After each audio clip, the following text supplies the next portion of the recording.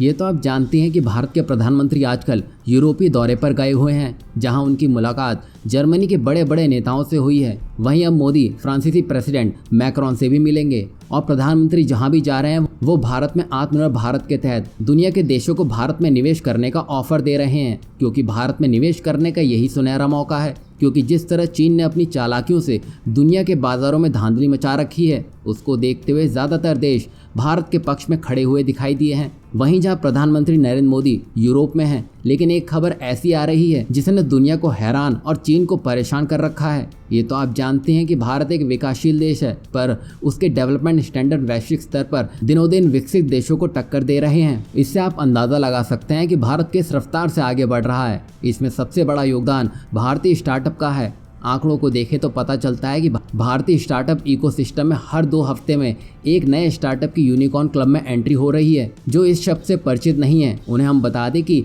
जिन startup की valuation $1 अरब के पार चली जाती है उन्हें यूनिकॉर्न कहा जाता है। जिस तरह भारत सरकार स्टार्टअप सेक्टर को सुविधाएं और प्रोत्साहन दे रही है, उससे देश में यूनिकॉर्न बनने वाले स्टार्टअप की संख्या में तेजी से बढ़ोतरी देखी जा रही है। आज भारत उभरते हुए यूनिकॉर्न वाले देशों में चीन को पछाड़ते हुए दुनिया में दूसरे स्थान पर पहुंच गया है। अब भारत से आगे सिर्फ अमेरिका है। वैसे देखा जाए तो अमेरिका के 450 प्लस यूनिकॉर्न हैं, वहीं चीन के 300 प्लस यूनिकॉर्न हैं। वहीं भारत की बात की जाए तो भारत ने इस साल 100 का आंकड़ा पार कर लिया है। भारत में नए यूनिकॉर्न बनने की स्पीड में चीन से अधिक है। वैसे भले ही चीन भारत से आगे हो, पर हर साल जितने यूनिकॉर्न भारत में बन रहे हैं उससे कम चीन में बन रहे हैं। बता दें कि वाणिज्य एवं उद्योग मंत्री पीयूष गोयल ने ट्वीट करके बताया कि सबसे उभरते हुए यूनिकॉर्न वाले देश में भारत अब नंबर 2 पर आ चुका है। हमारा मजबूत और इनोवेटिव इकोसिस्टम भारतीय स्टार्टअप को यूनिकॉर्न क्लब में जूम करने में सक्षम बना रहा है। भारत में 32 उभरती हुई यूनिकॉर्न कंपनियां बनी हैं,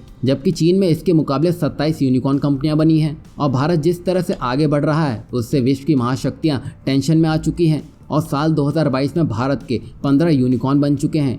स्मॉल और मीडियम एंटरप्राइजेस के लिए न्यू बैंकिंग प्लेटफॉर्म ओपन ने IIFL की अगुवाई वाले ताज़ा फंडिंग राउंड में $5 करोड़ जुटाकर $1 अरब से अधिक का बाजार मूल्यांकन हासिल कर लिया है।